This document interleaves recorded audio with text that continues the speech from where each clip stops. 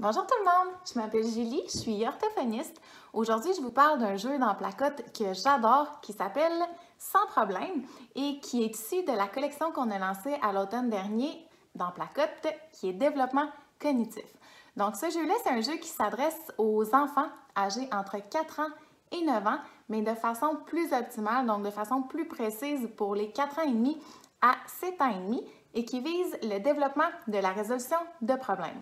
Donc, on a une planche de jeu qui est réversible. Alors, on se promène en lançant le dé sur la planche de jeu avec nos petits pions garde-parc, soit dans le camping ou sur la base plein air.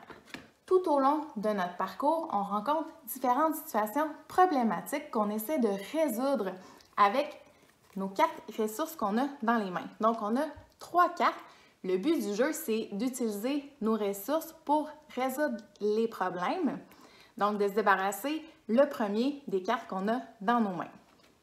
Alors, supposons que je lance le dé, j'avance mon pion 1, 2, 3 ici, puis j'arrive sur le problème du garçon qui a perdu son maillot de bain parce qu'il s'est brisé. Qu'est-ce qu'on pourrait faire? Ici, j'ai une planche à roulettes, une tente roulotte et de la corde. Ah ben, je pense qu'il pourrait prendre la corde, réparer son maillot de bain, puis retourner s'en chercher un autre à la maison. Donc, l'idée, c'est de trouver les solutions qui soient les plus logiques possibles, évidemment, et de tenter de les expliquer d'une façon claire pour que l'autre comprenne notre raisonnement.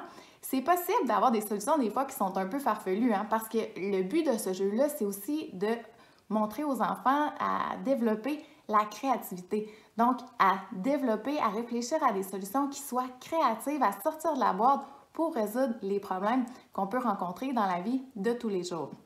Donc, farfelu, oui. Si c'est trop absurde, si c'est trop tiré par les cheveux, bien là, c'est possible pour les joueurs de voter contre cette solution-là en jugeant que, justement, elle n'est pas pertinente, donc elle n'est pas valide. Sur la planche de jeu, ce qui est cool, c'est qu'on va rencontrer des petites cases spéciales qui vont nous permettre soit de faire piger une carte supplémentaire aux joueurs de notre choix, par exemple, ou d'échanger de cartes avec quelqu'un d'autre, donc qui vont amener une notion d'imprévu dans le jeu. Alors, n'hésitez pas à nous écrire si vous avez des questions. Puis, prochain jeu qu'on vous présente, c'est le jeu Singe en fuite. Bonne journée!